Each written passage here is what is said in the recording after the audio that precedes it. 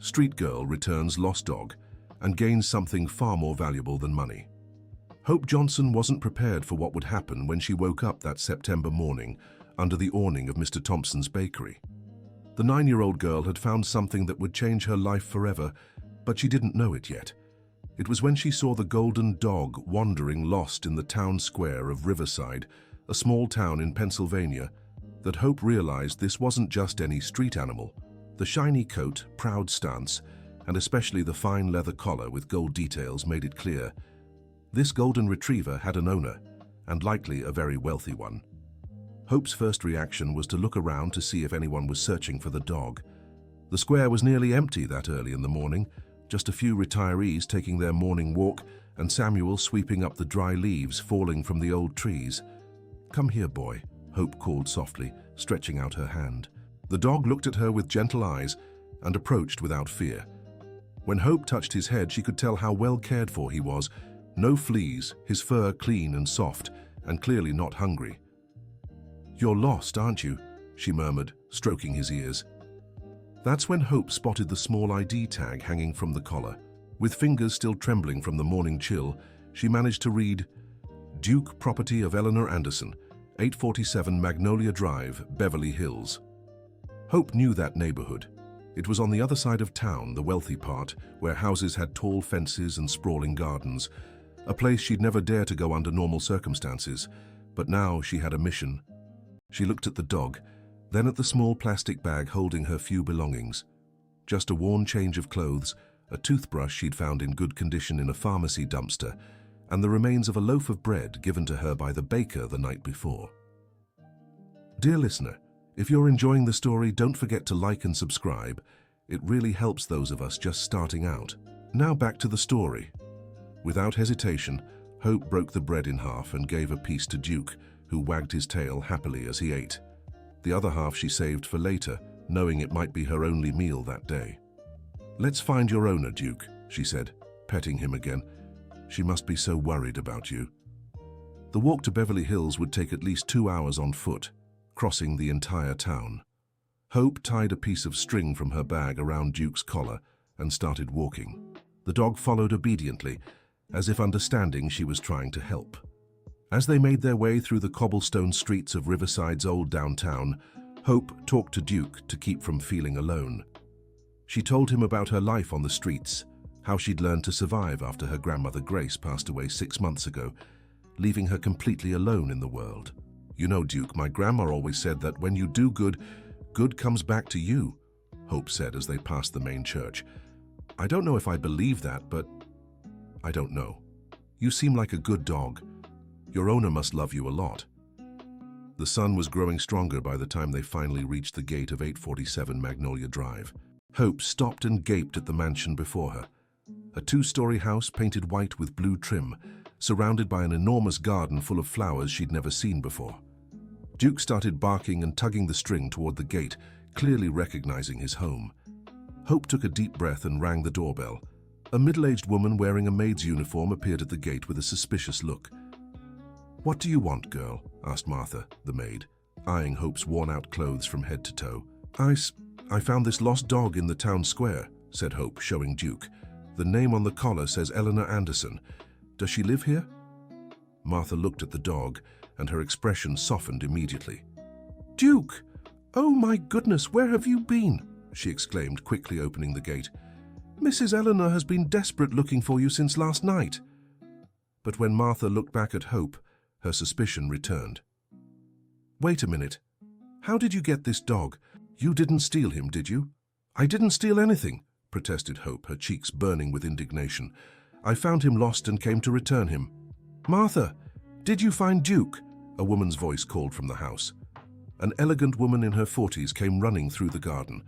Eleanor Anderson wore a flawless beige pantsuit, her brown hair tied in a perfect bun, and her eyes were red from crying. When she saw Duke, Eleanor knelt on the ground and hugged the dog tightly, bursting into tears of relief. "Duke, my boy, where were you? I thought I'd lost you forever," she sobbed, as the dog eagerly licked her face. Only then did Eleanor notice Hope standing outside the gate, watching the reunion with a shy smile. You brought my Duke back?" Eleanor asked, standing up and walking toward the gate. Yes, ma'am, Hope replied politely. I found him lost in the town square. I saw the name on his collar and brought him back. Eleanor studied Hope's face for a few seconds. She noticed the torn and dirty clothes, the old cap covering tangled hair, but most of all, the girl's eyes. Eyes too old for a 9-year-old, eyes that had seen hardship. What's your name? Eleanor asked softly. Hope, ma'am. Hope, you have no idea what Duke means to me. He belonged to my father, who passed away 2 years ago. He's all I have left of him, Eleanor said, her eyes filling with tears again. How can I thank you? She opened her purse and took out some bills. Please, take this as a reward. You deserve it for being so honest. Hope looked at the money, and her stomach twisted. She hadn't eaten in 2 days, had been sleeping on the streets for months, and that money could solve so many of her problems. But something inside her rebelled against taking it. So you don't have to, Mom, Hope said, taking a step back. I just did what was right. But Hope... I don't want money, the girl interrupted with a dignity that surprised Eleanor. Can I just have some water before I go? Eleanor's chest tightened. There was something in the way Hope asked for water that made her realize the girl was truly in need, but too proud to accept charity. Of course, sweetheart. Martha, bring Hope some cold water. As they waited, Hope knelt beside Duke and began saying goodbye, gently stroking his head. It was nice meeting you, boy, she murmured. Now you'll be safe with your owner. Be a good dog, okay? Dear listener, if you're enjoying the story, don't forget to like and especially subscribe to the channel. It helps us a lot as we're just starting out. Now, continuing. Duke seemed to understand it was goodbye. He rested his head on Hope's hand and let out a soft whine as if he didn't want her to leave. Eleanor watched the scene with growing emotion. There was something about the interaction between the girl and her dog that touched her heart deeply. Duke, who was usually wary of strangers, was clearly attached to Hope. Martha returned with a glass of ice water, and Hope drank it all in one go, clearly very thirsty. Thank you, she said, handing the glass back. I should get going now.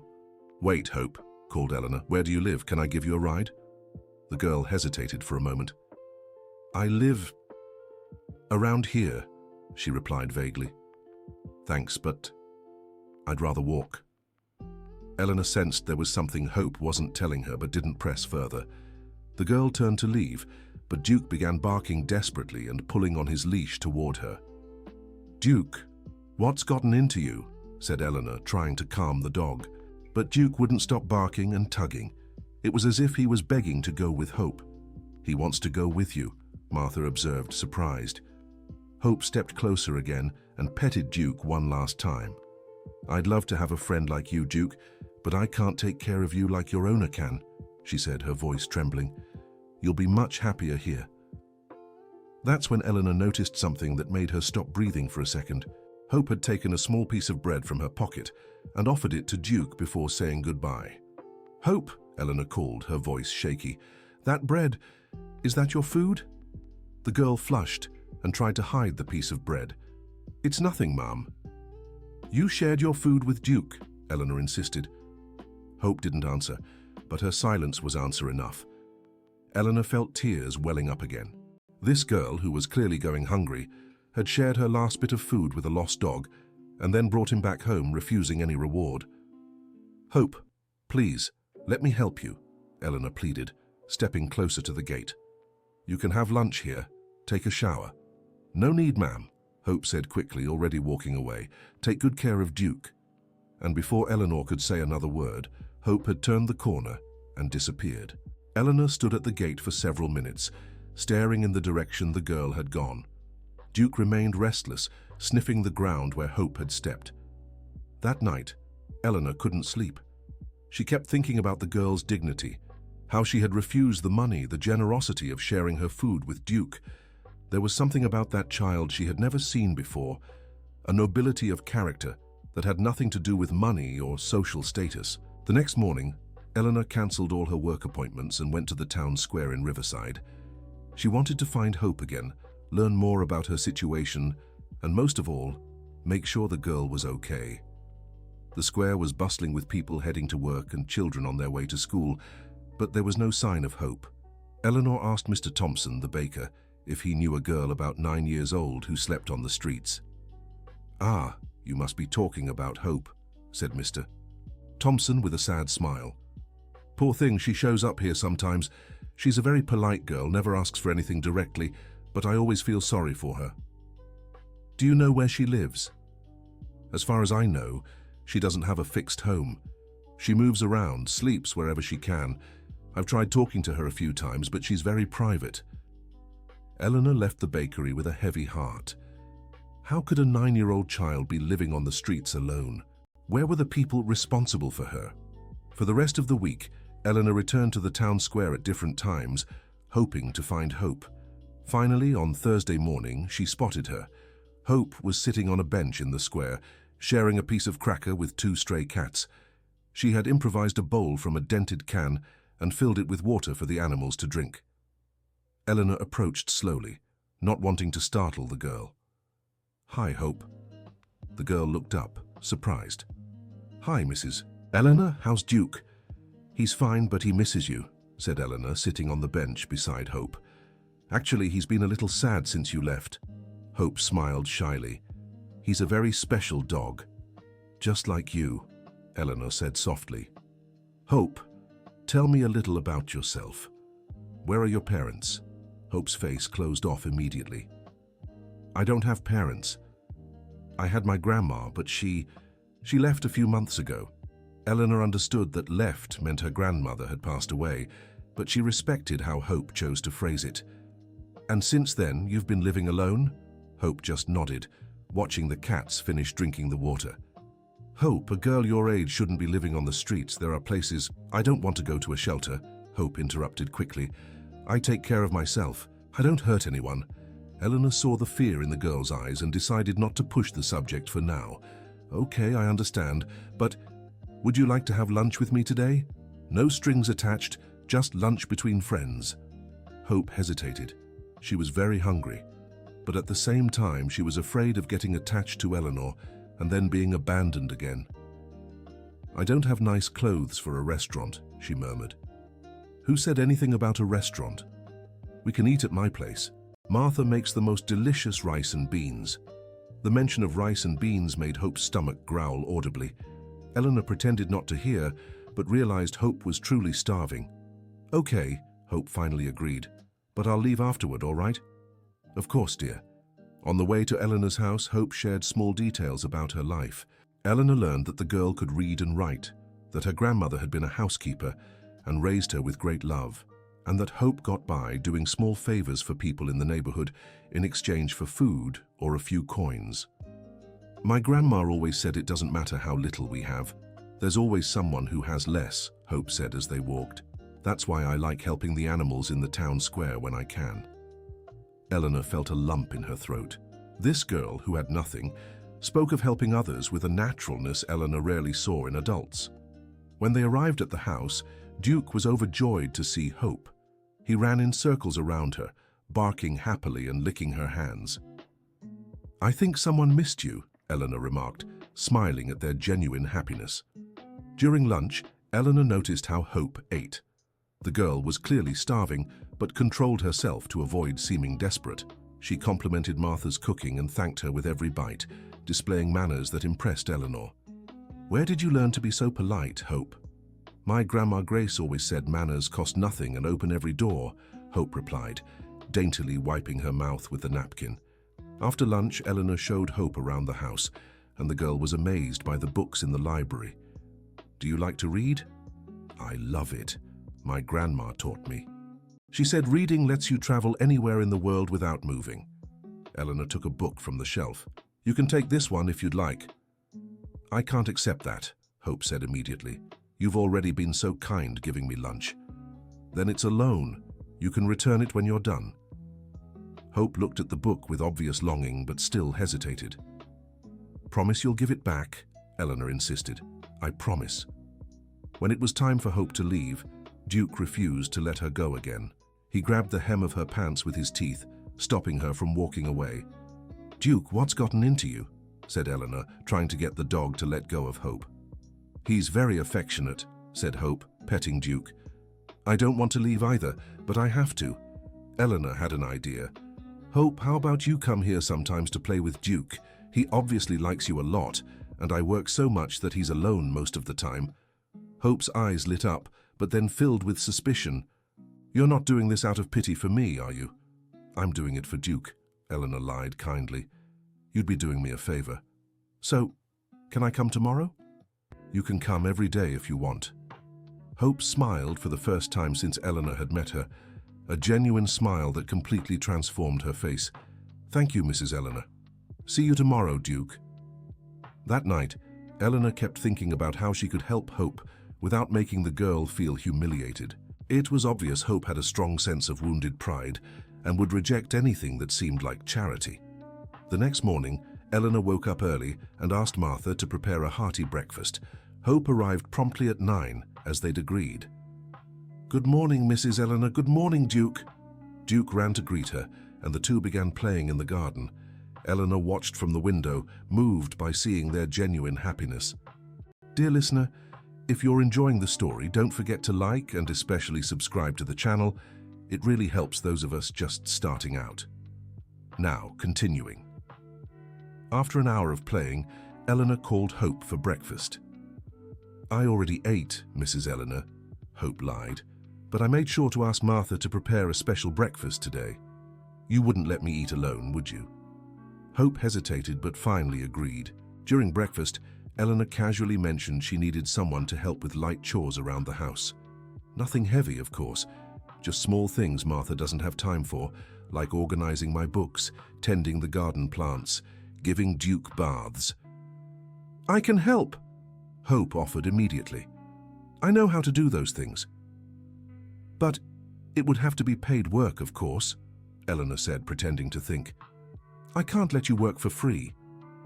"Mrs. Eleanor, you're already being so kind to me. Hope, if you're going to work for me, you should be paid. It's only fair." The girl thought for a few seconds, then nodded. "Okay, but I want to do a good job. You can teach me what I don't know." And so began a routine that would change both their lives. Every day, Hope arrived at 9 in the morning and stayed until late afternoon. She did the chores Eleanor came up with, but mostly played with Duke and kept Eleanor company, who had realized just how lonely she felt in that big house. Hope turned out to have a natural talent for gardening. She cared for the plants with such tenderness and skill that it surprised Eleanor. "My grandma had a small garden in the backyard where we lived," Hope explained while watering the roses. "She taught me plants need love as much as they need water." Eleanor also discovered Hope was extremely smart. The girl read the books Eleanor lent her with impressive speed and then discussed the stories with a maturity beyond her years. "Hope, shouldn't you be in school?" Eleanor asked one day. "I was, until my grandma got sick. Then I couldn't go anymore." "What if we found a way for you to go back to school?" Hope's face closed off. "I can't. They'll ask questions about where I live. Who's responsible for me?" Eleanor realized Hope was afraid of being discovered by social services and ending up in a shelter. "What if I were your guardian? I could enroll you as my dependent." "You'd do that for me?" Hope asked, her eyes shining. "Of course I would." But when Eleanor began researching guardianship, she discovered the process was more complicated than she'd imagined.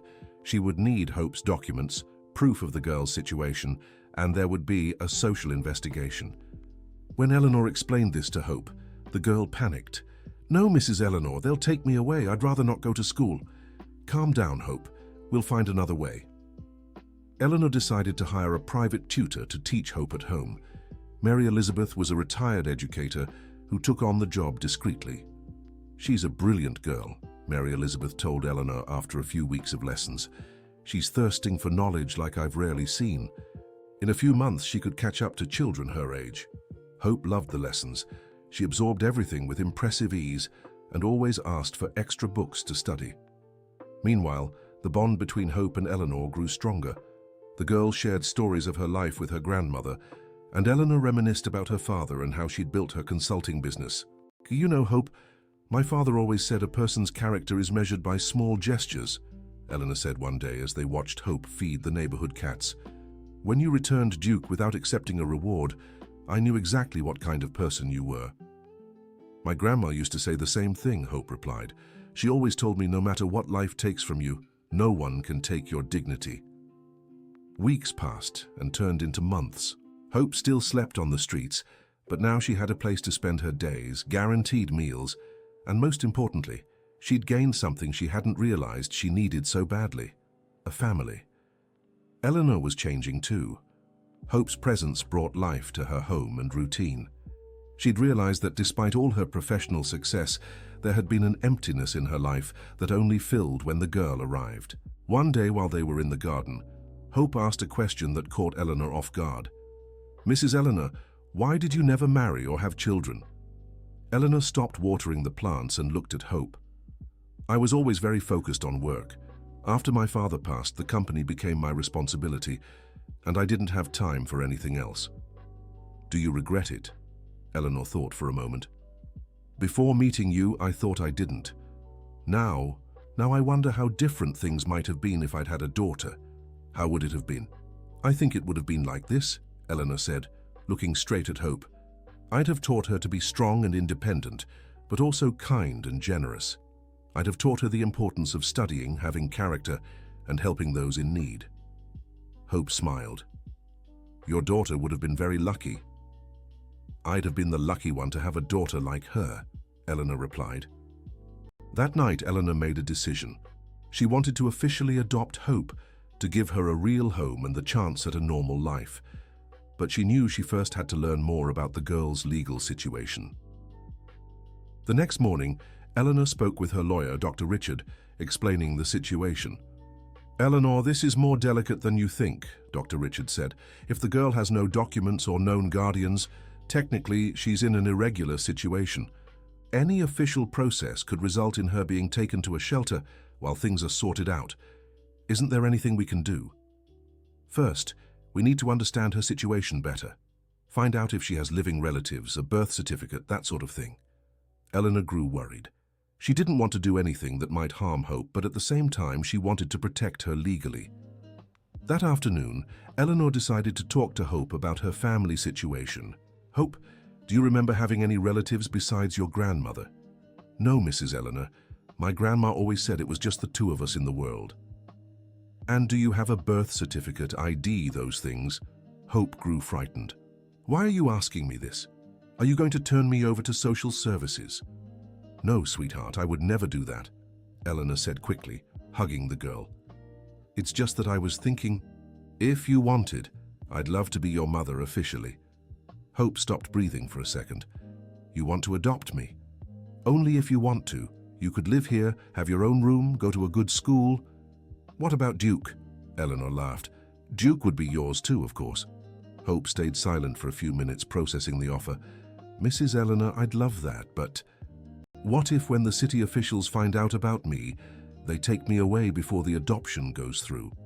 "We'll make sure that doesn't happen," Eleanor promised, though she wasn't entirely sure how. In the following days, Eleanor and Dr. Richard worked discreetly to understand Hope's situation. They discovered that the girl's grandmother, Grace Johnson, had indeed passed away 6 months earlier, leaving Hope completely orphaned.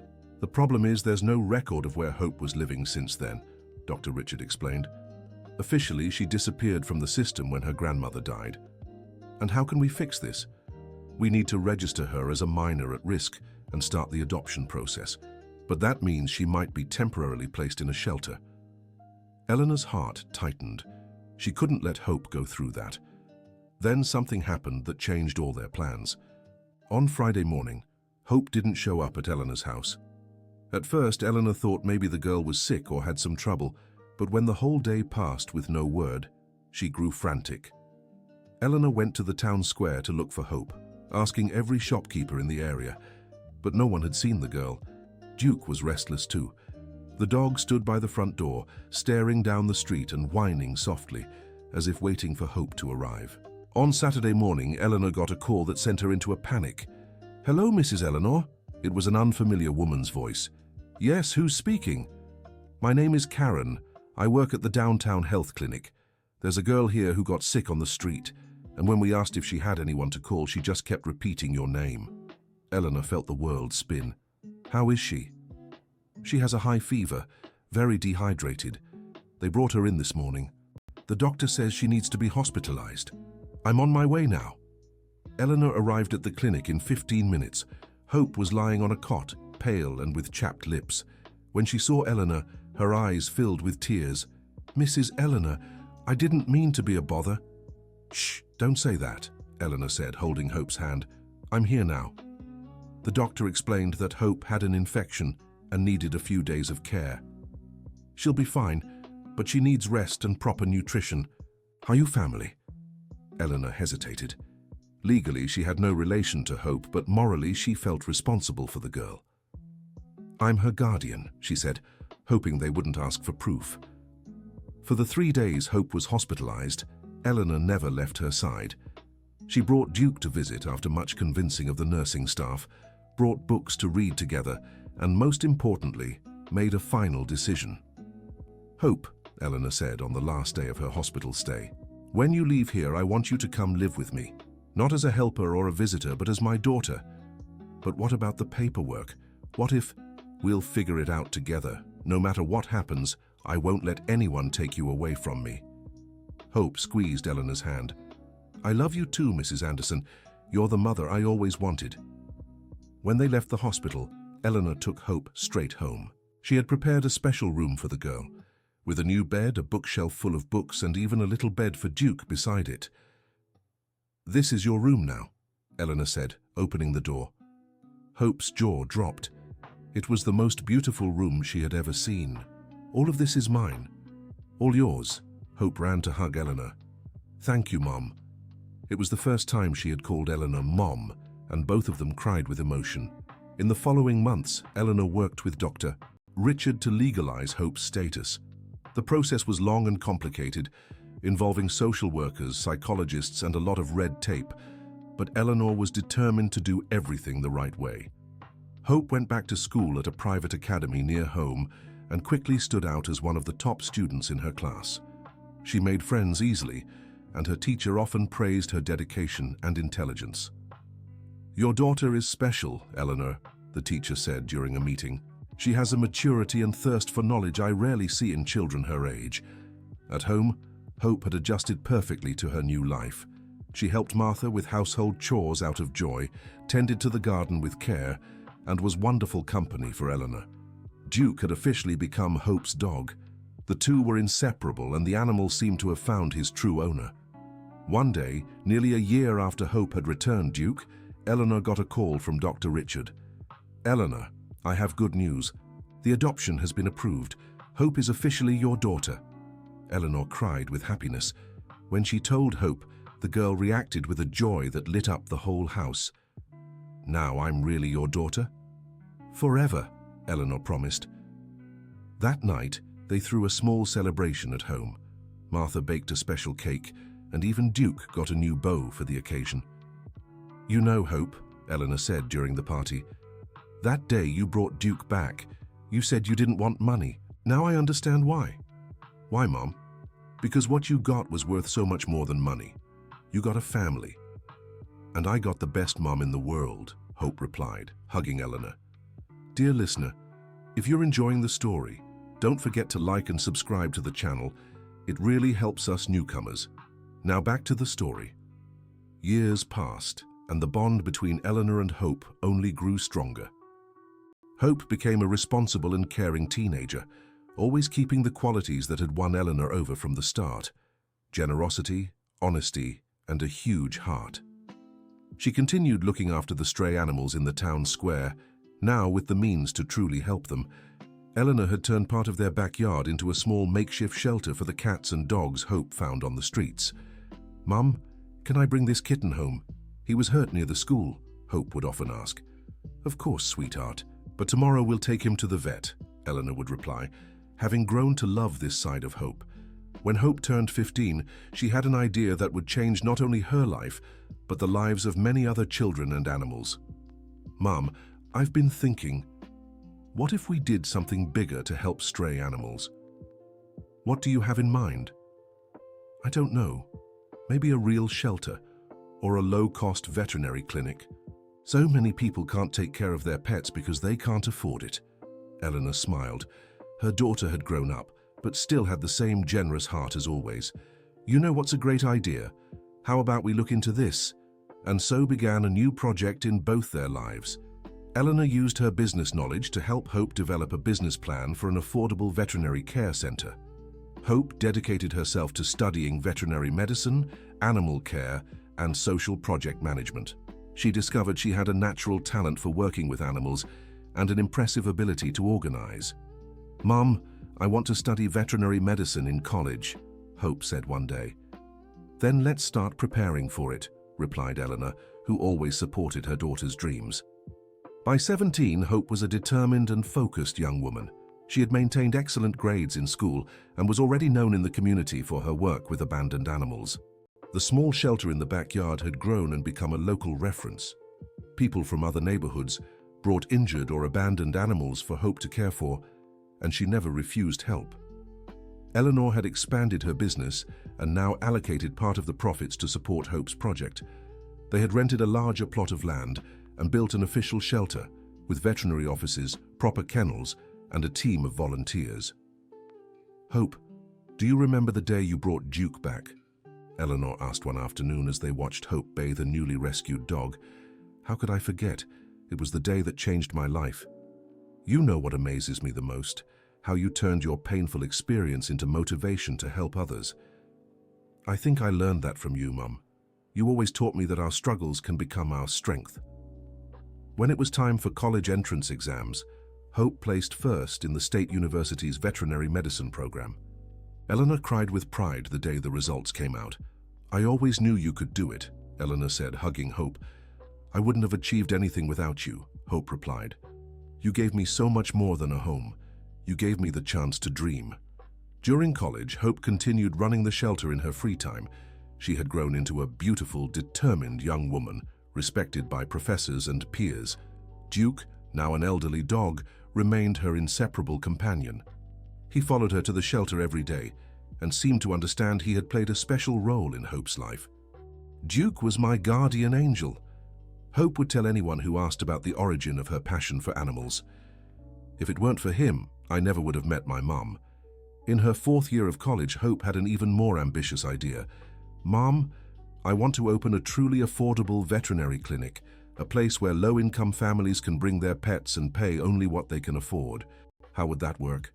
Those who can pay more would subsidize treatment for those who can't, and we could run free spaying, vaccination campaigns, things like that.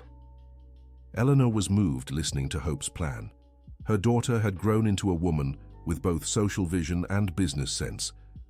"I think it's incredible, Hope. Let's make it happen." Hope's final year of college was dedicated not just to studies, but also to planning the clinic. Eleanor used all her contacts and knowledge to help secure funding, permits, and community support. By the time Hope graduated at 23, everything was ready to open her clinic. The graduation ceremony was one of the most emotional days of Eleanor's life. "Dr. Hope Johnson Anderson," the university dean announced as Hope stepped forward to receive her diploma. Eleanor wept upon hearing her daughter's full name. Hope had chosen to keep her grandmother's Johnson surname, but added Anderson from Eleanor, symbolizing the union of her two families. A few months later, the Hope Veterinary Clinic opened in downtown Riverside.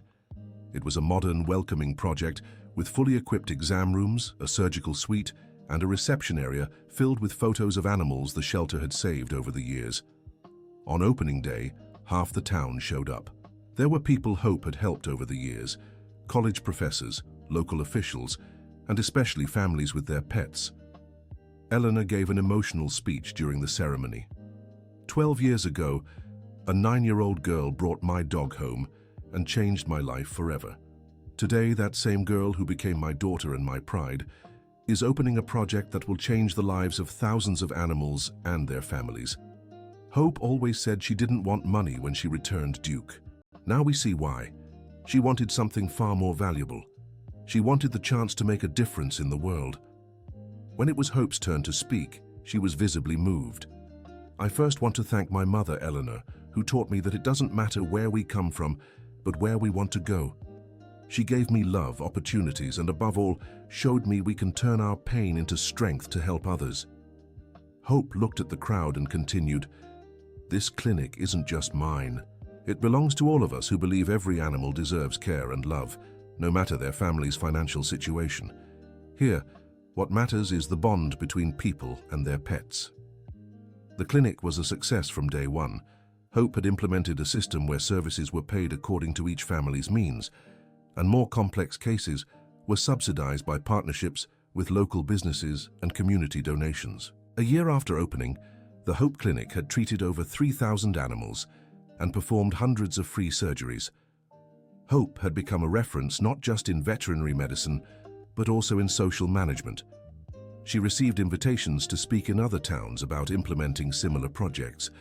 "Mum, sometimes I can't believe everything that's happened," Hope said one evening as they ate dinner at home. "Why, sweetheart? I think about the girl I was 12 years ago sleeping in the town square with no prospects, and then I look at my life now. You know what I think, Hope? You've always had greatness inside you. Even as a girl on the streets, you showed character and generosity. The circumstances changed, but your essence was always the same."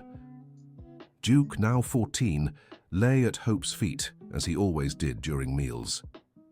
He had grown calmer with age, but remained the center of attention whenever visitors came. "Duke turns 15 next month," Hope remarked, stroking his head. "He's lived a good life by your side," Eleanor said.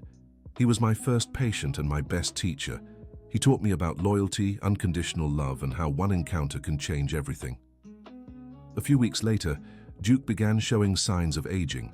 He ate less, slept more, and struggled with stairs. As a vet, Hope knew it was natural, but as Duke's adopted daughter, it pained her to see his decline. "Mum, I can't imagine our family without Duke," she said one night. "He's done his part, sweetheart. He brought you into my life and stayed with us all this time. When it's his time to rest, it'll be because he's fulfilled his mission." Duke lived 6 more months, surrounded by love and care. On the day he passed, he was sleeping peacefully in Hope's lap, with Eleanor gently stroking his head. "Thank you for everything, my friend," whispered Hope. "Thank you for bringing me to my mother." Duke's funeral was held in the garden of the house, beneath the tree where he loved to rest on sunny afternoons. Dozens of people came to say goodbye to the dog who had changed so many lives. "Duke wasn't just a dog," said Eleanor during the ceremony. "He was the instrument fate used to bring our family together." After Duke's passing, Hope spent a few days withdrawn, but she soon returned to work with even greater determination. "Now I have to honor his memory," she told Eleanor. "He brought me here, and now I need to keep making the difference he inspired me to make." At 25, Hope was already considered one of the most promising young veterinarians in the state. Her clinic had expanded and now had a branch in a neighboring town. It was around this time that she met Michael, a young doctor who had moved to Riverside to work at the local hospital. Michael was impressed by Hope's community work, and the two began dating. "She's incredible," Michael told Eleanor the day he asked for Hope's hand in marriage. "I've never met anyone with such a generous heart and yet so determined." "She's always been that way," Eleanor replied, moved.